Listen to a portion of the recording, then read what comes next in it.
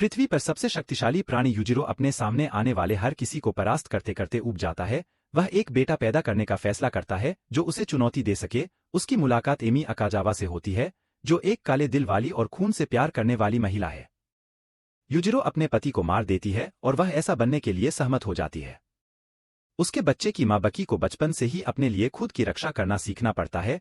उसके पिता उसे कठिन प्रशिक्षण देते हैं और उसे अन्य बच्चों की तरह खेलने का अवसर नहीं मिलता है। बकी को उसके पुराने दोस्त एंडोराची के साथ प्रशिक्षण के लिए पहाड़ों पर ले जाया जाता है। यूजिरो का एंडो बकी की देखभाल करता है और उसका गुरु बन जाता है। जब बकी प्रगति नहीं करता है, यूजिरो उसे प्रशिक्षण देना बंद कर देता है और एमी को प्रभारी छोड़ देता है। एमी अपने फॉर्च्यून का उपयोग बकी को सर्वोत्तम प्रशिक्षण देने के लिए करती है, सर्वोत्तम प्रशिक्षकों को नियुक्त करती है और उसे कम उम्र में भी सर्वश्रेष्ठ जिम में भेजती है।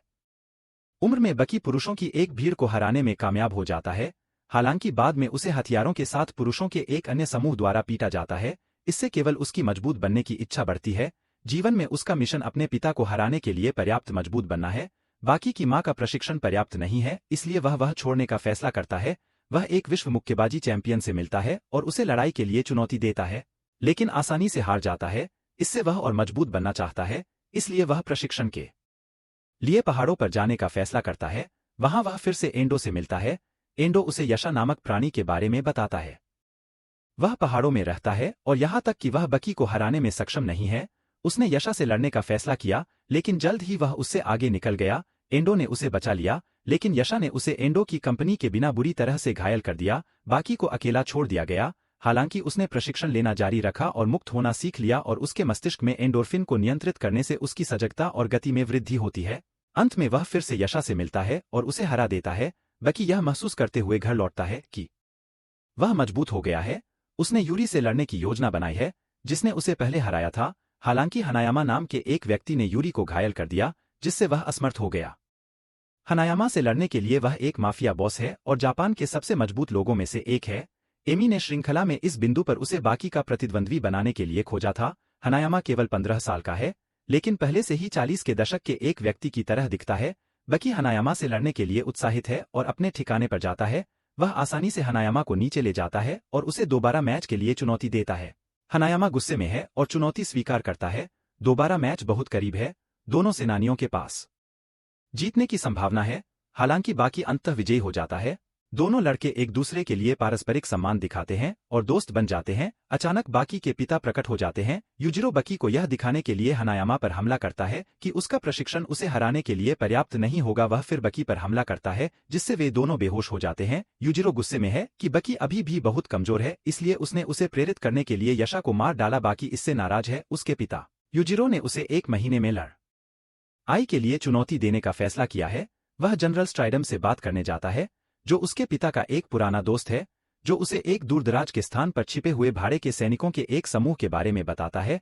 बाकी अपनी ताकत का परीक्षण करने और हराने के लिए वहां जाता है। अधिकांश सैनिक, लेकिन विशेष रूप से गिया, उसे कठिन समय देती है। गिया का व्यक्तित्व विभाजित है और उसके एक तरफ नोमुरा नाम का एक अच्छा लड़का है, जबकि दूसरा पक्ष एक खतरनाक सुपर सैनिक है। लंबी लड़ाई के बाद बाकी गिया को हराने और उसकी दोस्ती जीतने में कामयाब होता है। बाकी घर लौट आता है अपनी मां से बात करने के लिए, लेकिन वह उसके चेहरे पर मारती है और उससे कहती है कि वह अभी भी कमजोर है और उसकी वजह से यूजिरो अब उससे प्यार नहीं करता है। बाकी बहुत दुखी होकर होटल छोड़ देता है, लेकिन बाहर उसकी मुलाकात हनायामा से होती है, जो उसे अपने घर ले जाती है। वे अच्छे दोस्तों की तरह बात करते हैं। आखिरकार यूजिरो के खिलाफ उसकी लड़ाई का दिन आ जाता है और कई लोग इसे देखने आते हैं। बाकी हर संभव तरीके से यूजिरो पर हमला करता है, लेकिन उसे गुदगुदी तक नहीं करता है। इसके बावजूद यूजिरो निराश नहीं होता है। वह एमी से कहता है कि इस बार उसने ऐसा किया है, बकी को शिक्षित करने का एक अच्छा काम। जैसा कि स्पष्ट था, यूजिरो ने बकी को हरा दिया, लेकिन यह उसके लिए पर्याप्त नहीं था, इसलिए उसने उसे पीटना शुरू कर दिया। भले ही बकी बेहोश था, एमी अंततः अपने होश में आती है और उसे पता चलता है कि क्या हो रहा था। वह बकी की मदद करने की कोशिश करती है, लेकिन यूजिरो कोई दया नहीं दिखाती है। मरने से पहले एमी बकी से माफी मांगती है। इससे बकी अवसाद में नहीं पड़ता, बल्कि वह अपने पिता से बदला लेने के लिए मजबूत बनना चाहता है। इस अवधि के दौरान वह विभिन्न स्थानों पर प्रशिक्षण लेता है, जहां वह नई तकनीकें सीखता है और अनुभव प्राप्त करता है। बकी एक भूमिगत लड़ाई टूर्नामेंट के बारे में जानने के बाद घर लौटता है, इसलिए वह अपनी ताकत का परीक्षण करने के लिए टूर्नामेंट में प्रवेश करने की कोशिश करता है। भूमिगत क्षेत्र का मालिक मित्सुनारी तोकुगावा है, जो पहले तो बकी को अपने टूर्नामेंट में स्वीकार करने के लिए आश्वस्त नहीं था, लेकिन लड़के की ताकत देखने के बाद अंत में उसने उसे स्वीकार कर लिया। बाकी अब अपनी प्रेमिका कोजू मात्सुमोतो के साथ रहता है, जो हर चीज में उसका समर्थन करती है और टूर्नामेंट शुरू होने से पहले उससे बहुत प्यार करती है। बाकी की मुलाकात दुनिया के सबसे मजबूत कराटे मास्टर डोप्पो ओरोची से होती है, जिसके साथ वह अंडरग्राउंड एरेना टूर्नामेंट में अच्छी दोस्ती कर लेता है। शुरू होता है और बकी का पहला प्रतिद्वंद्वी कोशो है, जो एक लड़ाकू है जो अपनी विशिष्ट लड़ाई शैली की विशेषता रखता है, जिसमें अपने विरोधियों की नसों को काटना शामिल है। यह एक कठिन लड़ाई है, लेकिन अंत में बकी जीत जाता है और हमेशा की तरह टूर्नामेंट के दौरान अपने प्रतिद्वंद्वी से दोस्ती कर लेता है। बकी विभिन्न पात्रों से मुलाकात होगी, उनमें से एक मोटोबी है, जिसके साथ बकी लड़ता है लेकिन उसे हराने में विफल रहता है। बकी का अगला प्रतिद्वंद्वी टोबा नामक एक पहलवान है। यह विशाल लड़का लड़ाई पर हावी होना शुरू कर देता है, लेकिन थोड़ी देर बाद बकी उसे घुटनों पर मारना शुरू कर देता है और उसे संभालते हुए नीचे गिरा देता है। टूर्नामेंट के बीच में उसे हराने के लिए डोप्पो और युजिरो के बीच लड़ाई होती है। लड़ाई बहुत करीबी थी, लेकिन जब युजिरो को पता चलता है कि उसका बेटा उसे देख रहा है तो वह गंभीर हो जाता है और हन्मा परिवार की अंतिम शक्ति को सक्रिय कर देता है। यह एक दानव है शक्ति जो युजिरो की ताकत को बढ़ाती है। युजिरो ने डोप्पो की छाती पर मुक्का मारकर उसे हरा दिया और उसके दिल की धड़कन बंद कर दी, लेकिन सौभाग्य से डोप्पो के लिए करेजा शिनोगी नाम के एक डॉक्टर और सेनानी ने उसकी जान बचा ली। बात यह है कि यह डॉक्टर नहीं था हम जितना अच्छा इंसान समझते थे। असल में वह इतना दुष्ट था कि उसने एक युवा लड़की को अपने एक प्रयोग के लिए इस्तेमाल करने के बाद उसे व्हीलचेयर पर छोड़ दिया था। सबसे दिलचस्प बात यह है कि यह आदमी बाकी का अगला प्रतिद्वंद्वी बनने वाला था। लड़ाई शुरू होती है और बकी ने बहुत गुस्से के साथ कुरेहा पर हमला किया जब तक कि उसने उसे जमीन पर नहीं गिरा दिया। ऐसा लग रहा था कि यह एक आसान जीत होगी, लेकिन करेजा लड़ाई में लौट आया और शरीर रचना विज्ञान के अपने ज्ञान का उपयोग करते हुए इसके बावजूद बकी को उसके महत्वपूर्ण बिंदुओं पर घायल करने में कामयाब रहा। बकी ने डॉक्टर को अपने वश में कर लिया और पेट पर एक शक्तिशाली प्रहार से उसे हरा दिया। अंतिम प्रहार से शिनोगी की हालत इतनी खराब हो गई कि उसे अपनी जान बचाने के लिए रक्त आधान की आवश्यकता पड़ी। उसे आश्चर्य हुआ कि जिस लड़की को उसने व्हीलचेयर में छोड़ा था उसने उसे अपना रक्तदान करने की पेशकश की।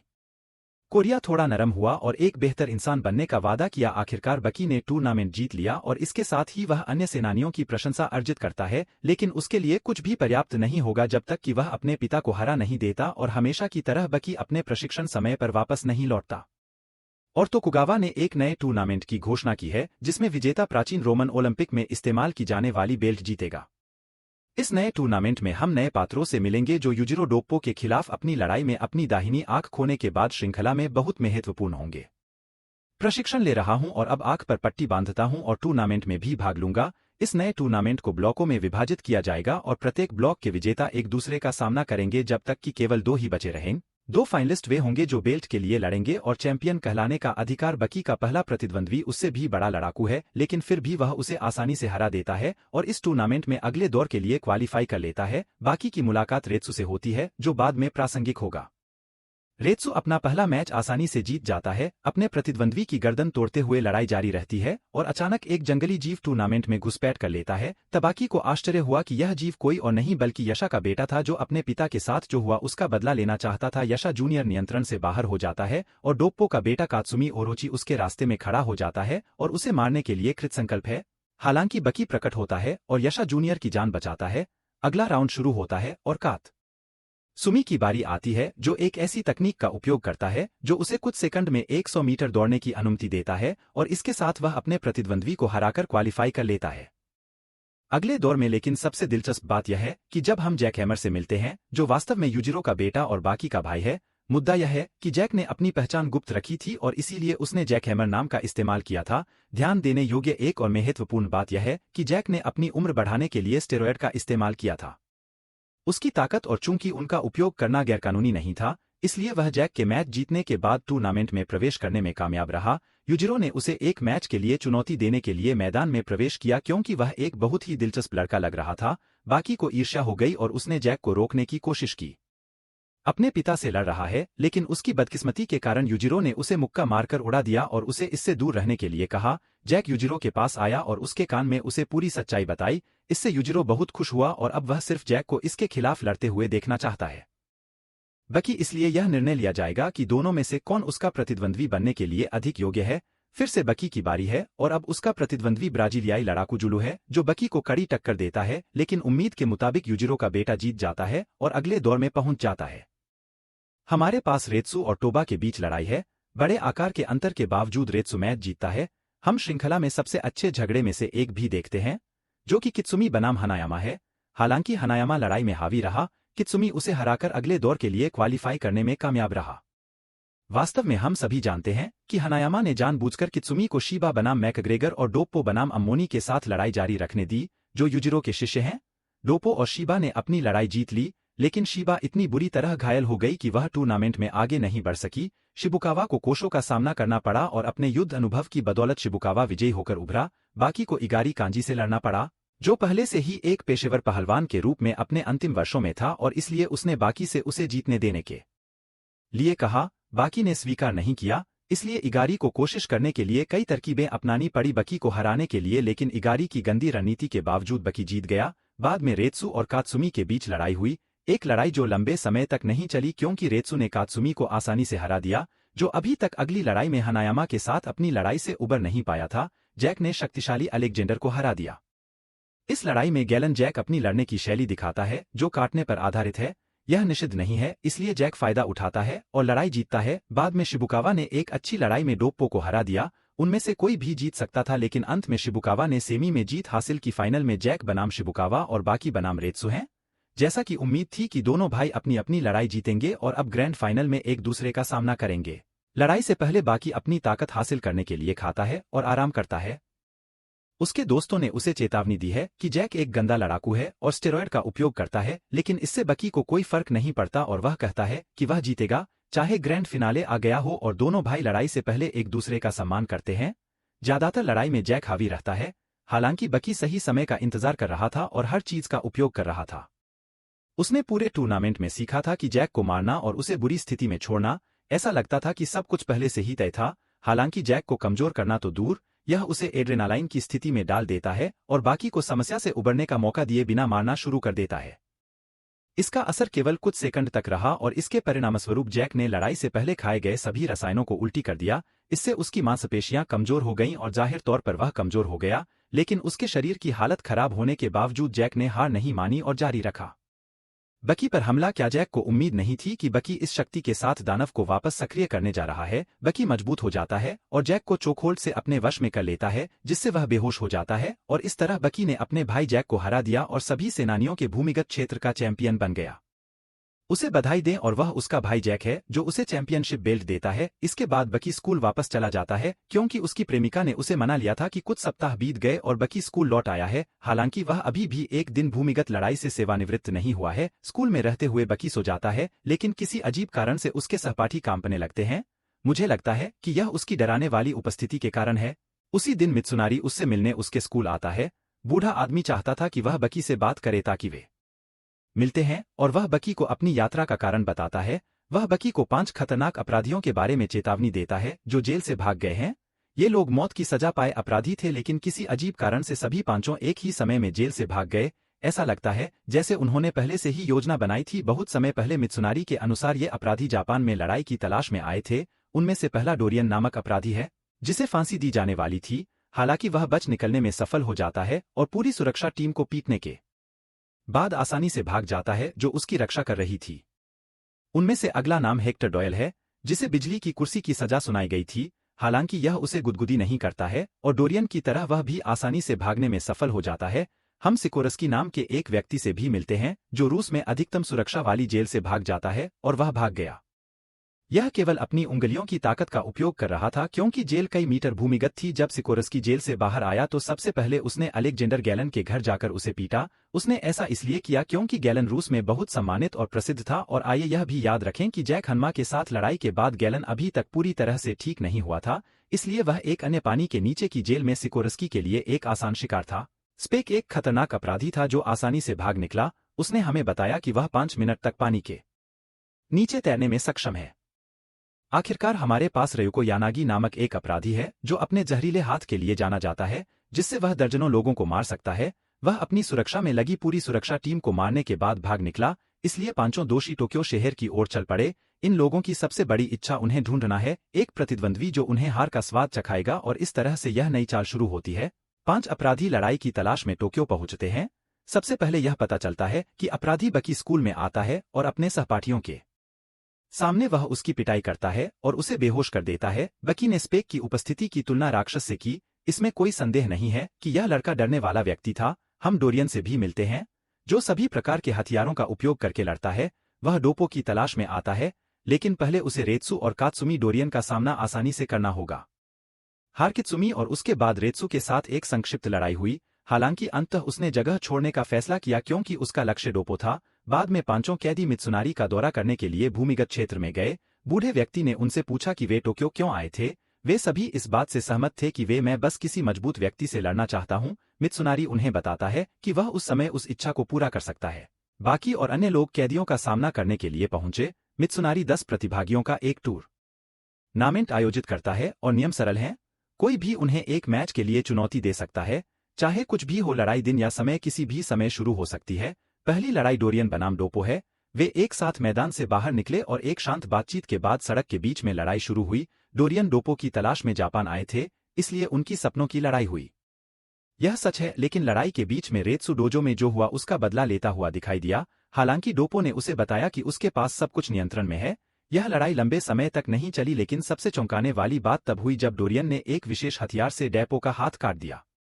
डोरियन के अनुसार इस प्रकार की सामग्री का उपयोग अंतरिक्ष यात्रियों द्वारा अपने अंतरिक्ष अभियानों में किया जाता था, इसलिए इसे एक हथियार के रूप में भी इस्तेमाल किया जा सकता था। यही कारण है कि उसने आसानी से डोपो का हाथ काट दिया, लेकिन इतनी गंभीर क्षति होने के बावजूद डोपो ने अपने घायल हाथ से डोरियन पर हमला किया। हालांकि उसने वास्तव में ऐसा किया था समय निकालने और उस जगह से भागने के लिए। सच्चाई यह है कि अगर वह लड़ता रहता तो शहर के दूसरे हिस्से में खून की हानि के कारण वह हार जाता। अग्री कांजी ने सिकोरस्की का अपहरण कर लिया और जो उसने किया उसका बदला लेने के लिए उसे अपने जिम में ले गया।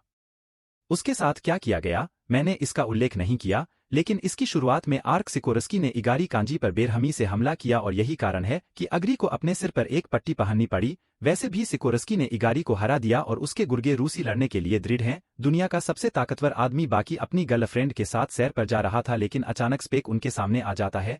सौभाग्य से हनायामा अपने दोस्त को बचाने के लिए आता है और स्पेक को पास के पार्क में ले जाता है और यहीं पर श्रृंखला की सबसे अच्छी लड़ाइयों में से एक है। स्पा हनायामा में बहुत ही क्रूर लड़ाई हुई, जिसे श्रृंखला में सर्वश्रेष्ठ में से एक माना जाता है।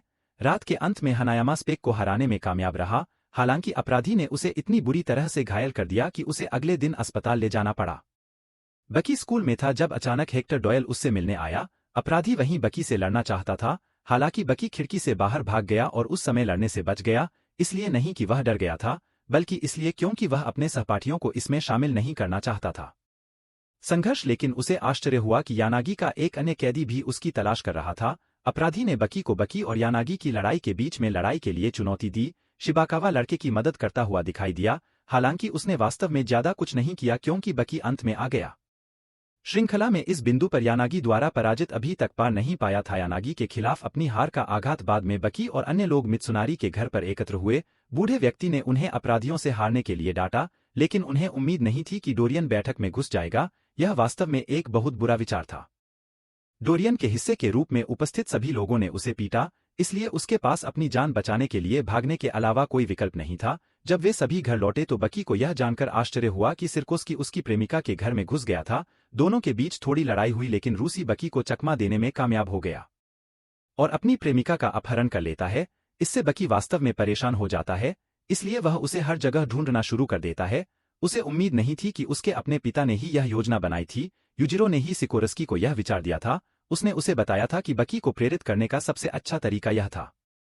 वह जिस चीज से प्यार करता था उसे छीनने के लिए यूजिरो और सिकोरस्की उस स्थान पर लड़ाई करने वाले थे। हालांकि उसी समय ओलिवा बिस्किट दिखाई दिया। संयुक्त राज्य अमेरिका का सबसे मजबूत आदमी टोक्यो में आ गया था।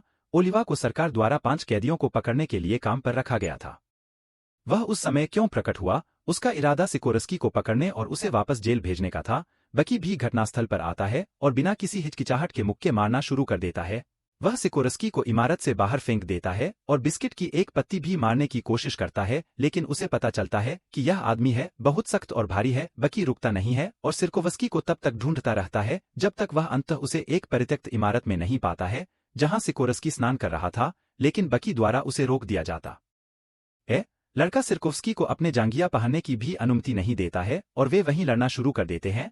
बाकी बहुत गुस्से में था, इसलिए इस बार उसने कोई खिलवाड़ नहीं किया और सिकोरस्की की पिटाई कर दी। रूसी को अपना बचाव करने का मौका भी नहीं मिला। ओलिवा बिस्किट भी घटनास्थल पर आता है और सिकोरस्की को वापस जेल ले जाता है।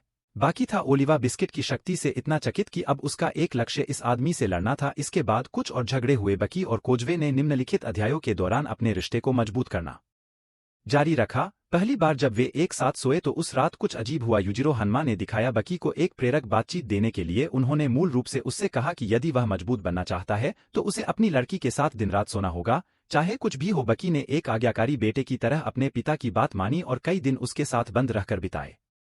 अपनी नई ताकत का परीक्षण करने के लिए प्रेमिका बकी को यानागी से मिलने का मौका मिला, जो लड़ाई की तलाश में आई थी। यानागी को उम्मीद नहीं थी कि बकी बहुत मजबूत हो गया था। वह अब एक लड़का नहीं था, वह अब एक आदमी था। बकी ने यानागी पर चाबुक से हमला किया, लेकिन चीजें यह तब और दिलचस्प हो गया जब सिकोरस्की ने कुछ दिन पहले बकी ने उसके साथ जो किया था उसका बदला लेने के लिए आया।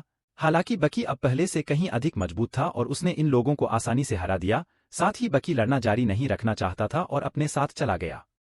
गर्लफ्रेंड को और भी महत्वपूर्ण काम करना है। कैदियों के खिलाफ उनकी लड़ाई में चीजें बकी को यानागी ने जहर दे दिया था।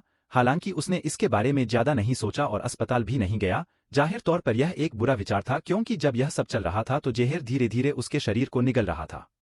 डोरियन को डोप्पो ने हरा दिया था और फिर रेत्सु ने उसे इतनी जोर से झटका दिया कि उसकी याददाश्त भी चली गई। डॉयल भी कात्सुमी से हार गया था, लेकिन अन्य कैदियों के विपरीत डॉयल ने एक असली आदमी की तरह हार स्वीकार की। दुर्भाग्य से यानागी को यह पसंद नहीं आया और उसने उस पर हमला कर दिया।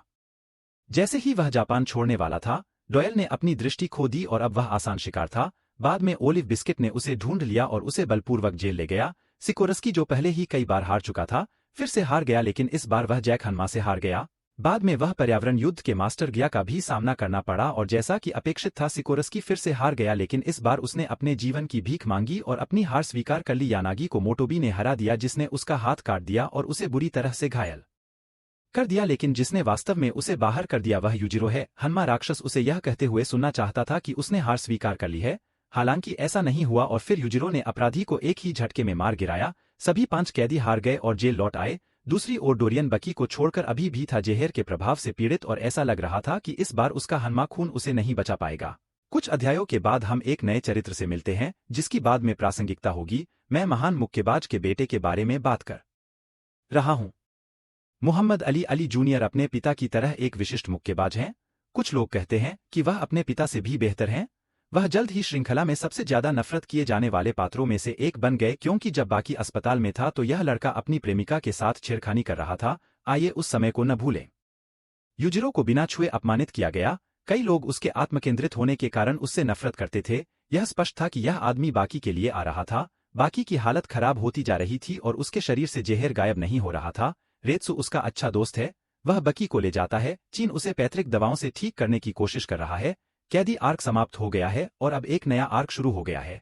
बकी और उसके दोस्त हर 100 साल में आयोजित होने वाले एक महत्वपूर्ण मार्शल आर्ट टूर्नामेंट में भाग लेंगे। इस टूर्नामेंट के विजेता को क्यो सम्राट के रूप में मान्यता दी जाएगी, जिसका शीर्षक है यह पुरस्कार केवल सबसे मजबूत सेनानियों काकुकायो को दिया जाता है। 140 वर्ष से अधिक उम्र का व्यक्ति इस टूर्नामेंट में भाग लेगा। इस व्यक्ति को चीन में सबसे मजबूत और सबसे सम्मानित व्यक्ति माना जाता है। उसे समुद्र के सम्राट का उपनाम भी दिया जाता है। अली जूनियर ने भी इस टूर्नामेंट में भाग लेने का फैसला किया है, इसलिए कुछ परीक्षण पास करने के बाद उसे स्वीकार कर लिया गया और वह बाकी की टीम का हिस्सा बन जाएगा, जिसकी किसी को उम्मीद नहीं थी कि राक्षस युजिरो हन्मा भी टूर्नामेंट में भाग लेगा। इस प्रकार विदेशियों की टीम चीनी सेनानियों को हराने की कोशिश करेगी, क्योंकि रेत्सु चीनी मूल का था कि पहले राउंड में बाकी की टीम से मुकाबला करना होगा। टूर्नामेंट में कोई अच्छी लड़ाई नहीं हुई। हालांकि वास्तव में यह बिल्कुल स्पष्ट था कि जापानी लड़ाके बाकी प्रतिभागियों को अपमानित करने वाले थे। हालांकि कुछ दिलचस्प और मजेदार क्षण थे। उदाहरण के लिए जब ओलिवा ने उस गरीब आदमी को कुचल दिया और उसे केकड़े जैसा बना दिया। पहले राउंड में युजिरो ने रेत्सु के मास्टर को अपमानित किया। हम कह सकते हैं कि इस लड़के का चेहरा शर्म से उतर गया था। इस राउंड में बकी ने एक अन्य लड़ाकू के खिलाफ लड़ाई लड़ी जो जहर के इस्तेमाल में विशेषज्ञ था। हालांकि पहले हमने सोचा था कि बकी हार जाएगा। अंत में वह अपनी प्रेमिका और उसके हन्मा रक्त के समर्थन के कारण अपने शरीर में जहर को खत्म करने में कामयाब रहा। युजिरो ने बाकी की लड़ाई को ऐसे देखा जैसे एक पिता अपने बेटे को पार्क में खेलते हुए देख रहा हो। दूसरे दौर में जापानी टीम ने चीनी टीम को कुचल दिया। वास्तव में कोई नहीं स्थानीय लड़ाकों के पास बकी और उसके दोस्तों के खिलाफ मौका था। सम्राट काकू इस स्थिति से इतने परेशान थे कि उन्होंने नियम बदल दिए और अब यह 5-5 का टूर्नामेंट होने जा रहा था, जिसमें जीतने वाली टीम सबसे अधिक जीत हासिल करने वाली टीम होगी। जैसा कि अपेक्षित था, बकी और अन्य ने अपनी अपनी लड़ाई जीत ली। विरोधी टीम के लिए जीतने वाला एकमात्र व्यक्ति रेत्सु था, लेकिन यूजिरो हमेशा की तरह ध्यान का केंद्र बनना चाहता था और उसने कहा कि काकू के खिलाफ उसकी लड़ाई सबसे महत्वपूर्ण थी और यह लड़ाई ही फैसला करेगी। पिछली लड़ाइयों के बावजूद जीतने वाली टीम, लड़ाई बहुत मनोरंजक थी। लंबे समय के बाद किसी ने यूजिरो को कड़ी टक्कर दी, यहाँ तक कि लंबे समय में पहली बार उसे अपनी पीठ के बल गिरा दिया, लेकिन अंत में यूजिरो विजयी हुआ और इस तरह बाकी की टीम ने अपनी जीत की पुष्टि की।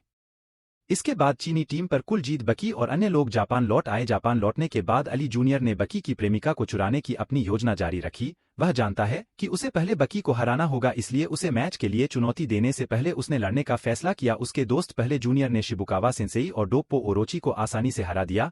ऐसा लगता है कि सब कुछ उसकी योजना के अनुसार चल रहा है। हालांकि जब उसका सामना बाकी के बड़े भाई जैक से होता है तो सब कुछ जटिल हो जाता है। जैक अली जूनियर की पिटाई करता है और उसे इतना बुरा छोड़ देता है कि उसे बाद में अस्पताल भी जाना पड़ता है। यह और डोप्पो स्थिति का फायदा उठाते हैं और युवा मुक्केबाज से दोबारा मैच के लिए कहते हैं। जैसा कि अपेक्षित था, अली जूनियर उन दोनों से हार गया, लेकिन पिटाई के बावजूद अली जूनियर ने बाकी की प्रेमिका को चुराने की अपनी योजना जारी रखी। अंततः यूजिरो और अली के बीच लड़ाई की पुष्टि हुई। उनके बेटों की लड़ाई का दिन आ गया और हर कोई इसका इंतजार कर रहा था। दुर्भाग्य से अली जूनियर के लिए यह श्रृंखला की सबसे निराशाजनक लड़ाइयों में से एक थी। बाकी को उसे हराने के लिए केवल एक मुक्के की जरूरत थी और अगर यह उसके पिता जूनियर के लिए नहीं होता, उस चौंकाने वाली जीत के बाद उस दिन निश्चित रूप से उसकी मृत्यु हो गई होगी। बकी ने आधिकारिक तौर पर अपने पिता यूजिरो को एक लड़ाई के लिए चुनौती दी। राक्षस ने चुनौती स्वीकार कर ली और कहा कि वह लड़ाई के विवरण की प्रतीक्षा करेगा। बकी ने अपने पिता बकी के प्रशिक्षण को हराने के लिए नया प्रशिक्षण शुरू किया। इसमें काल्पनिक शत्रुओं का सामना करना शामिल है। हाँ, मुझे पता है कि यह कितना अजीब लगता है, लेकिन यह ऐसा ही है। बकी ने अपने पिता की प्रतिकृति माइकल, पूर्व विश्व मुक्केबाजी चैंपियन का सामना किया। इसके अलावा कल्पना की शक्ति का उपयोग करके वह एक विशाल बनाने में भी कामयाब रहा। प्रार्थना करने वाले मेंटिस और उससे लड़ना शुरू कर दिया। स्ट्राइडोम ने यूजिरो को बाकी के अजीबोगरीब प्रशिक्षण के बारे में बताया। राक्षस ने जोर से हंसते हुए कहा कि यह बच्चों के खेल से ज्यादा कुछ नहीं था। बकी जानता है कि यह प्रशिक्षण पर्याप्त नहीं होगा, इसलिए उसने एक वास्तविक चुनौती के लिए जाने का फैसला किया। उसका लक्ष्य इसमें प्रवेश करना था, एरिजोना राज्य जेल, लेकिन ऐसा करने के लिए उसे एक अपराध करना पड़ा और अदालतों द्वारा दोषी ठहराया जाना पड़ा। बाकी ने दोबारा नहीं सोचा और संयुक्त राज्य अमेरिका के राष्ट्रपति का अपहरण कर लिया। उसने राष्ट्रपति से उसे एरिजोना राज्य जेल भेजने के लिए कहा ताकि वह ओलिवा का सामना कर सके। बिस्किट को मिस्टर अनचेंड के नाम से भी जाना जाता है, जिसे राष्ट्रपति स्वीकार करते हैं और बाकी को वह मिलता है जो वह चाहता था। उसे उसी जेल में भेज दिया जाता है जहां ओलिवा बिस्किट था। जब बाकी जेल में पहुंचा तो वह यह देखकर आश्चर्यचकित रह गया कि ओलिवा के पास कई विलासिताएं थीं और वह एक कोठरी में भी नहीं था। अन्य कैदियों की तरह मिस्टर अनचेंड के पास इस जेल में वह सब कुछ था जो वह चाहते थे। वह उस स्थान पर नंबर 1 थे। बाकी के लिए चीजें इतनी आसान नहीं होंगी क्योंकि कई लोग ऐसे भी थे जो ओलिवा बिस्किट से लड़ना चाहते थे। उनमें से एक जून ग्वेरू था। ग्वेरा को उनकी गति के कारण मिस्टर सेकंड के रूप में जाना जाता था। यह लड़का ओलिवा का सामना करने के लिए सूची में अगले स्थान पर था, इसलिए बाकी को तब तक इंतजार करना होगा जब तक कि इन दोनों की लड़ाई न हो जाए। बकी जेल में रहने का फायदा उठाते हुए उसे सौंपे गए कार्यों के साथ प्रशिक्षण लेता है। यहाँ गार्डों से उसकी मुलाकात आयरन से भी होती है। माइकल ओलिवा बिस्किट एक बहुत ही दिलचस्प व्यक्ति है। उसे अपनी पत्नी को भी उसी जेल में रखने का सुख प्राप्त है। उसकी लड़की का नाम मारिया है और यद्यपि वह हमेशा उसके साथ बुरा व्यवहार करती है, यह उसका प्यार दिखाने का तरीका है। लड़ाई का दिन आ गया और हालांकि ग्वेरू ने अंत में खून बहाया, मिस्टर अनचेंड ने जीत हासिल की। यह सामान्य से बहुत ही अजीब और अलग लड़ाई थी, लेकिन ओलिवा बिस्किट ने अपनी असली ताकत दिखाने का मौका लिया और ग्वेरू को पटखनी दी। इससे बाकी उत्साहित हो गए। वह अगले दिनों में उसका सामना करने के लिए और इंतजार नहीं कर सकता था। बकी ने हर संभव तरीके से बिस्किट छोड़ने के लिए उकसाया। वह चाहता था कि मिस्टर अनचेंड उससे लड़े और वह जानता था कि इसे हासिल करने का एकमात्र तरीका उसके गौरव को ठेस पहुंचाना था। बेकी ने एक बिस्किट पहन लिया दिखाए जिसमें उसने बिस्किट की नकल की। उसने दिखाया कि वह भी उस जेल में जो चाहे कर सकता है। लड़के ने उसे ताना मारते हुए एक बूढ़ा आदमी कहने की हिम्मत की, जब तक कि उसका गुस्सा उबल नहीं गया, लेकिन बिस्किट अपना खेल नहीं खेलने वाला था। उसने ऐसे में लड़ने से इनकार कर दिया। एक जगह ओलिवा ने मारिया की बाहों में सांत्वना की तलाश में अपमान को भूलने की कोशिश की, लेकिन उसके अभिमान ने उसे आराम नहीं करने दिया। उसने बकी के साथ लड़ाई की मांग की और वार्डन ने सहमति व्यक्त की कि इसे दुनिया भर में प्रसारित करने की योजना थी ताकि ओलिवा देखने वाली दुनिया के सामने लड़के को अपमानित कर सके। लेकिन जब ओलिवा बकी से उसके कक्ष में मिलने गया तो लड़के ने उसे फिर से उकसाया और कहा कि दर्शकों के सामने लड़ने की जरूरत है। दयनीय स्थिति यह है कि एक सच्चा सेनानी भीड़ की परवाह किए बिना कभी भी कहीं भी लड़ सकता है। बकी ने ओलिवा के चेहरे पर लात मारी और उसे लड़ने के लिए चुनौती दी और वहीं मिस्टर अनचेंड ने अंततः लड़के की चुनौती स्वीकार कर ली और लड़ाई की शुरुआत से ही युद्ध की तैयारी के लिए अपना सूट हटा दिया। ओलिवा ने बकी का इलाज किया। एक खिलौने की तरह वह लड़का शारीरिक ताकत के मामले में स्पष्ट रूप से नुकसान में था। ओलिवा ने एक मुक्का मारा जिससे बकी कई कंक्रीट की दीवारों से उड़ गया और जेल के अहाते में चला गया।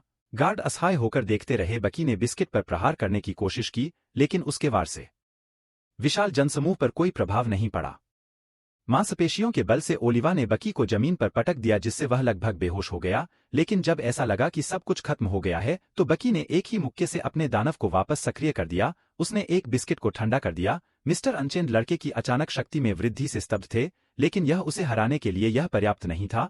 ओलिवा ने बैकी होल को खत्म करने के लिए अपनी पैकमैन तकनीक का उपयोग किया, लेकिन ओलिवा की सबसे बड़ी गलती तकनीक का 2 बार उपयोग करना था। बकी ने मुक्त होने का एक रास्ता ढूंढ लिया और दोनों सेनानियों ने एक दूसरे पर वार करना शुरू कर दिया। यह एक क्रूर बल की लड़ाई थी, कोई तकनीक नहीं थी, बस ताकत। लेकिन अंत में बाकी ने असंभव हासिल कर लिया। उसने केवल अपनी शारीरिक ताकत का उपयोग करके ओलिवा बिस्किट को हरा दिया। मिस्टर अनचेंड ने बाकी की ताकत को पहचाना और अविश्वसनीय लड़ाई के बाद हार स्वीकार कर ली। ओलिवा ने वार्डन को बकीहाना को जेल से रिहा करने का आदेश दिया। लड़के को अंततः तैयार महसूस करते हुए हवाई अड्डे तक ले जाया गया। अपने पिता का कहीं और सामना करें। युजिरो बेसब्री से बकी के आने का इंतजार कर रहा था। यह पहली बार में अब तक की सबसे अच्छी लड़ाई होने वाली थी। बकी अचार का सामना नहीं करना चाहता है, केवल यह महसूस करने के बाद कि वह संभवतः युजिरो से अधिक मजबूत है। उसने लड़ाई के दौरान ऐसा करने का फैसला किया। बकी इसका उपयोग करता है अचार को चोट पहुंचाने के लिए कोड़े से मारना। वह अपनी मानसिक इमेजिंग का उपयोग करके अचार की आंखों में एक डायनासोर संकर बन जाता है, जिससे वह भयभीत हो जाता है और अंत में बकी और अचार के बीच मैच के परिणाम को जीतने के लिए तकनीक का उपयोग करने के अपने इरादे के साथ समाप्त होता है। यह माना जा सकता है कि या तो चला गया है, वे पिकल वह व्यक्ति है जो बकी के साथ लड़ाई के बाद खड़ा रह गया था, लेकिन अनजाने में उसे हराने के लिए मार्शल आर्ट तकनीक के रूप में एक हथियार का इस्तेमाल किया। जैसा कि दर्शकों ने कहा था, हथियार एक उपकरण है जो कमजोरों द्वारा मजबूत के खिलाफ इस्तेमाल किया जाता है, जो बना देगा। बकी अचार को घेरने की लड़ाई का सच्चा विजेता भी है। बकी अचार को डर का एहसास कराने वाला और एक कोने में दुबकने वाला पहला व्यक्ति है। यह जैक की लड़ाई के समापन और बकी की लड़ाई के बीच सबसे अधिक स्पष्ट है। जबकि अचार ने जैक को शिकार के रूप में देखा था, उसने बकी को शिकार के रूप में देखा था। पहली बार एक समान मित्र। जब बकी ने पूछा कि युजिरो ने एमी को क्यों मारा, तो वे अपनी अंतिम लड़ाई शुरू कर रहे थे। बकी ने अपनी पीठ पर नहीं बल्कि अपने मस्तिष्क पर राक्षस का चेहरा जगाया। हालांकि वह युजिरो पर कई बार हमला करने में सक्षम था और उसे आश्चर्यचकित करने में भी कामयाब रहा। कॉकरोच देश के बाद एक शक्तिशाली तकनीक के साथ लड़ाई अभी भी उसके पिता के पक्ष में भारी प्रतीत होती है, जिसे युजिरो कई बार रोकता है ताकि बकी को ठीक होने का समय मिल सके और उसे लड़ने की सलाह दी जा सके। उनकी लड़ाई के अंत में युजिरो अच्छी स्थिति में है, जबकि बाकी गंभीर रूप से घायल हो गया है और बेहोश होकर गिर रहा है। वह अपनी लड़ाई के दौरान हिट करने में कामयाब रहा। युजिरो की आत्मा उसे अपने बेटे के रूप में पहचानती है और एकमात्र व्यक्ति है जो उसके बाद उसे वास्तविक लड़ाई दे सकता है। शैडो कुकिंग के मिसो सूप में बकी ने उल्लेख किया है कि यह नमकीन है और युजिरो के झूठ बोलने से पहले उसने कहा कि ऐसा इसलिए नहीं है क्योंकि उसे झूठ बोलना पड़ा और बकी द्वारा अपना चेहरा बचाने के लिए अपने पिता के लिए सूप गिराने के कारण वह अपने झूठ को सच नहीं बना सका। उसने बकी को घोषित कर दिया। पृथ्वी पर सबसे मजबूत बकी ने स्वयं युजिरो को जीत दिलाई क्योंकि युजिरो उसके हमलों का सामना करने में सक्षम था और उसे हरा सकता था। इस तथ्य से आत्मविश्वास से प्रमाणित होता है कि बकी केवल मुश्किल से खुद को संभाल रहा था, जबकि युजिरो को न्यूनतम चोटें लगी थीं और मैच अनिवार्य रूप से युजिरो को साझा करने के साथ समाप्त होता है। दुनिया के सबसे ताकतवर का खिताब इसलिए क्योंकि भले ही उसने शारीरिक लड़ाई जीत ली थी, लेकिन अब खुद को बकी से ऊपर दूसरे स्तर पर घोषित करना उसके लिए सही नहीं था क्योंकि उसे पहले से कहीं अधिक प्रयास करने की जरूरत थी। यह एक संक्षिप्त पुनर्कथन था संपूर्ण बकी श्रृंखला में शुरू से अंत तक। जैसा कि आप देख सकते हैं, बकी की कहानी ताकत, दृढ़ता और मानवीय आत्मा के बारे में है। यह पारिवारिक मित्रों और प्रतिद्वंद्विता के महत्व के बारे में भी एक कहानी है। बकी एक जटिल और अच्छी तरह से विकसित चरित्र है। वह संपूर्ण नहीं है, लेकिन वह हमेशा बेहतर बनने का प्रयास करता है। वह एक बहुत ही भरोसेमंद चरित्र भी है। हर किसी ने अपने जीवन में चुनौतियों का सामना किया है और बाकी की कहानी हमें दिखाती है कि उन चुनौतियों से पार पाना संभव है। बाकी वास्तव में एक प्रेरणादायक कहानी है और यह वह कहानी है जिसकी मैं अत्यधिक अनुशंसा करता हूं। जैसा कि आप देख सकते हैं, मैंने अंत में सब कुछ शामिल नहीं किया क्योंकि यह वीडियो केवल बाकी के बारे में था, लेकिन यदि आप कोई अन्य पात्र चाहते हैं तो मुझे उस चरित्र पर भी वीडियो बनाने में खुशी होगी। यदि आपको यह वीडियो पसंद आया तो कृपया लाइक करें और सदस्यता लें। अधिक सामग्री के लिए मैं आपकी किसी भी टिप्पणी की भी सराहना करता हूं।